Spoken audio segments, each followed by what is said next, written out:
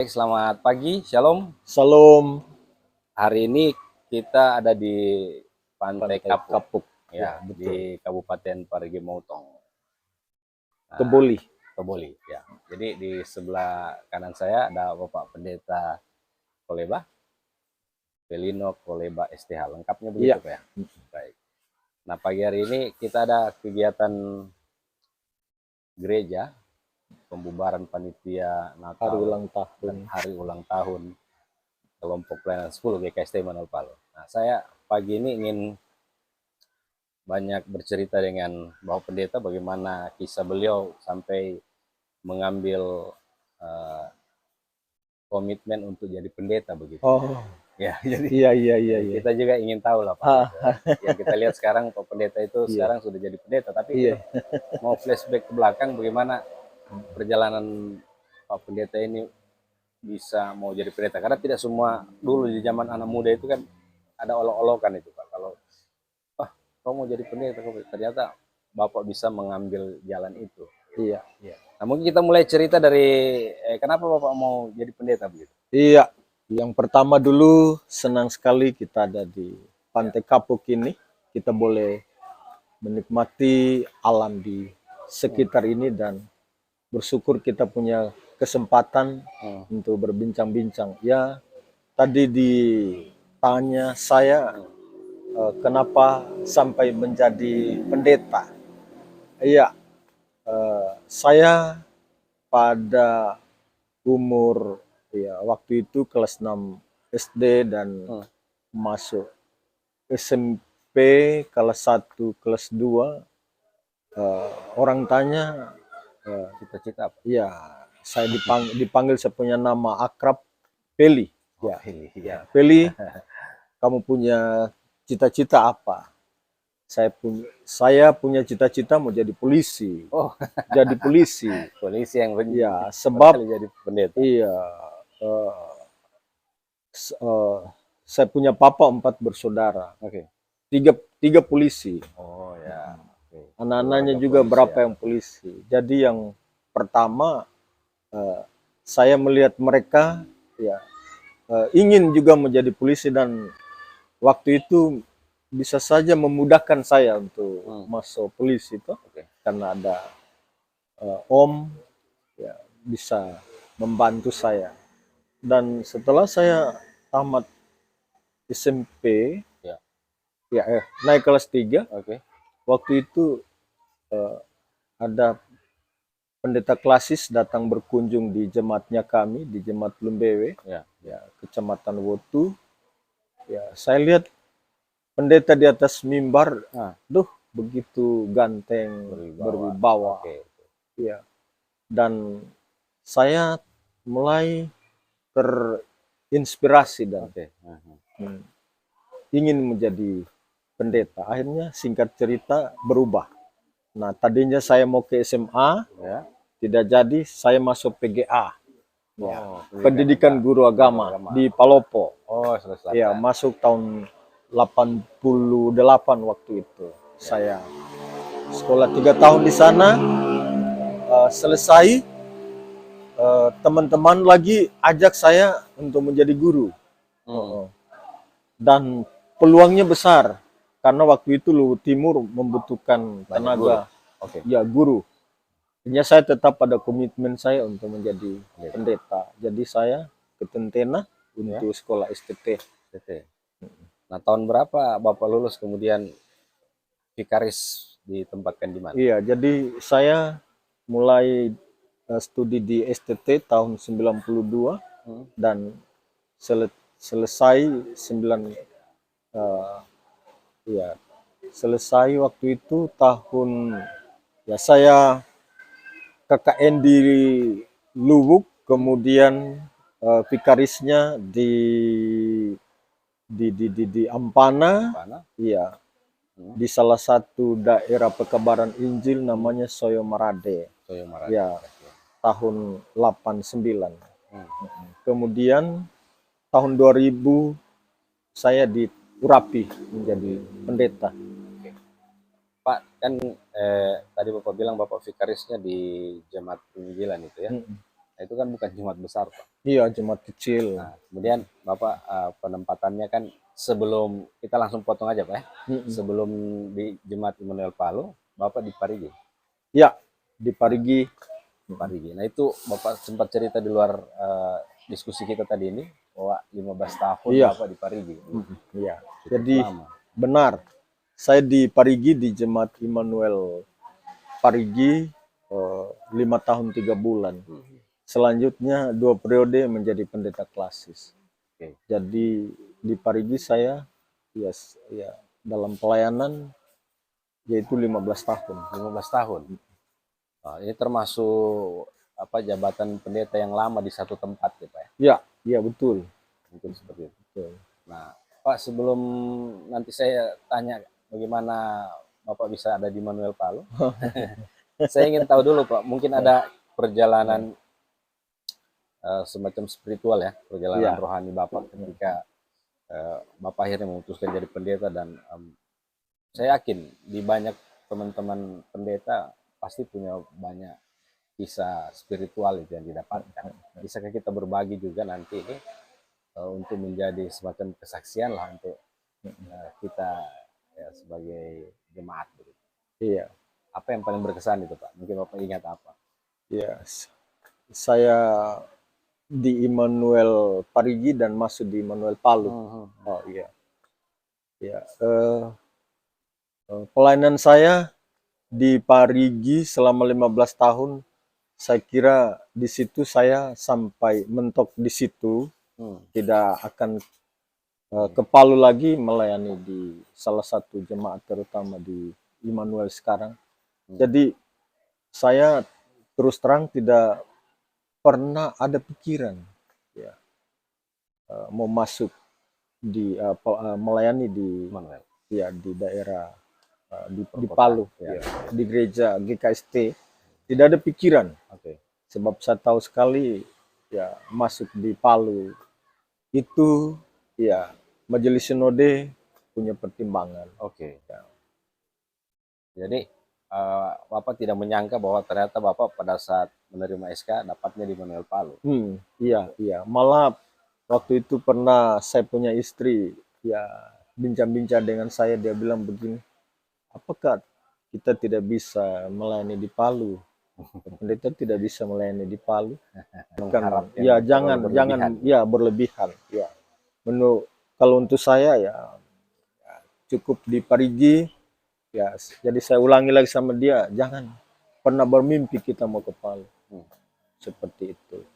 Nah, lantas begitu menerima SK bahwa saya akan ditempatkan oleh majelis sinode di Immanuel Palu,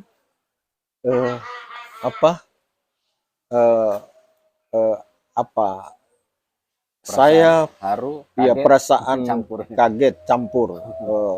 Ada realistis, ya saya sangat realistis toh.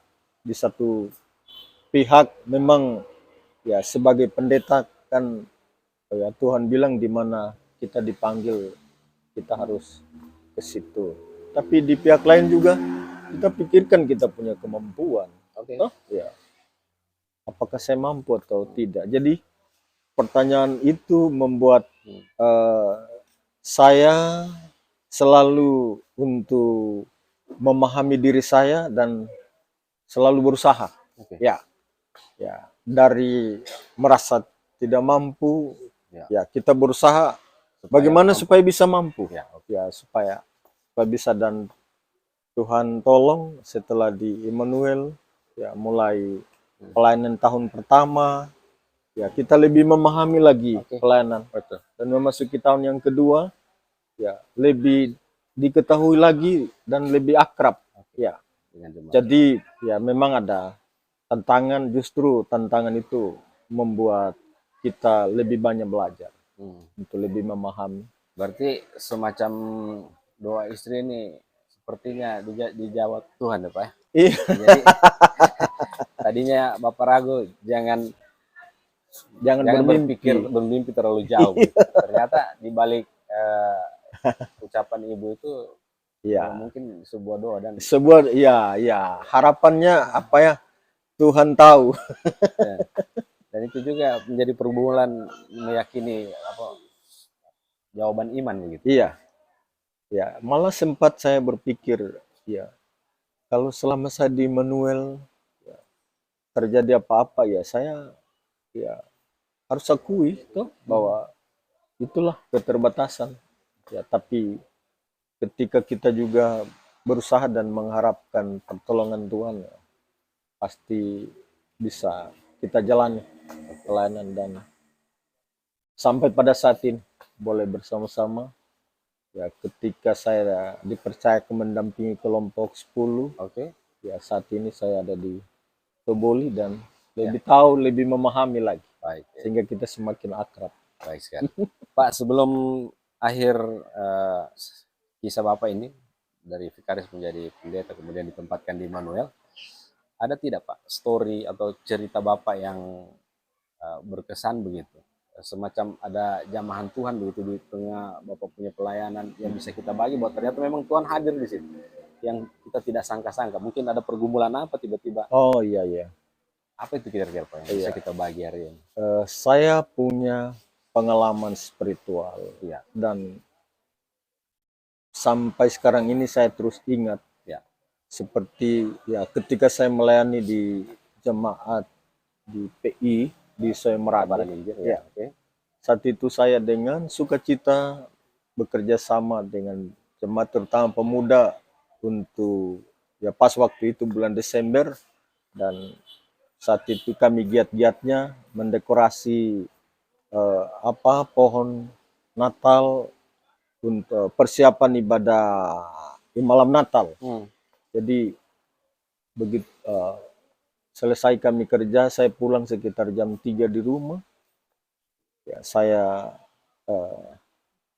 dari kecil mama sudah siapkan kalau mau pergi gereja itu selalu disiapkan persembahan. Oke. Selalu disiapkan. Jadi waktu itu ya namanya persembahan adalah ya bagian dari kita ibadah ya. Ya dari bagian yang harus kita ya. persembahkan kepada Tuhan. Jadi yang terpikir pertama kali ya kolete, bukan masalah baju waktu itu. Ya, yang pertama dulu apakah ada saya punya pundi, saya punya kolete, persembahan untuk ibadah sebentar. Saya lihat tempat-tempat saya simpan uang tidak ada, ya betul-betul tidak ada. Saya pegang beberapa kantong saya tidak ada, kosong. Ya. Saya sedih, ingat mama di kampung. Ya.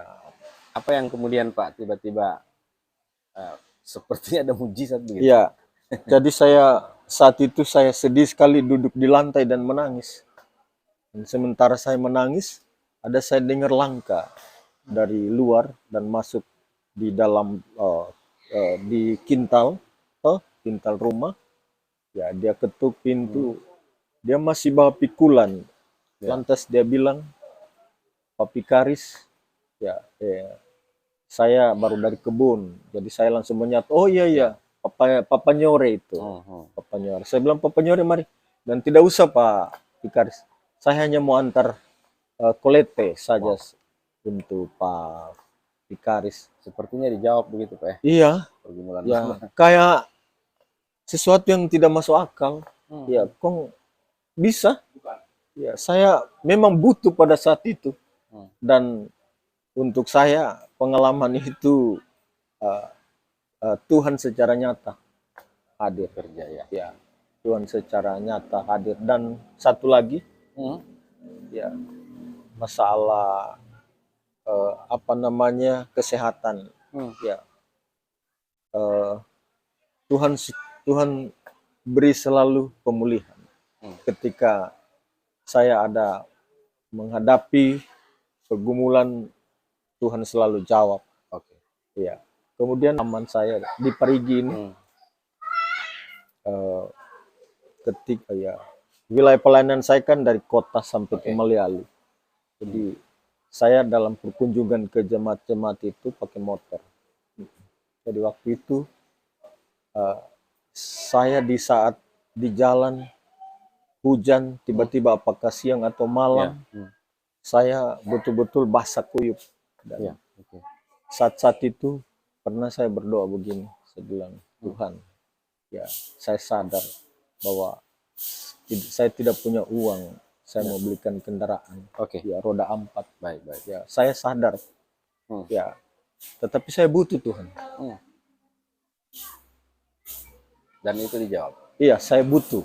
Ya. Nah, jadi waktu itu ketika saya sudah sampai di rumah, tidak pernah saya berdoa untuk minta kendaraan sebab Ya. saya tahu bahwa tidak ada jalan. Ya, ya. Ya, tidak ada jalan, tidak ada uang.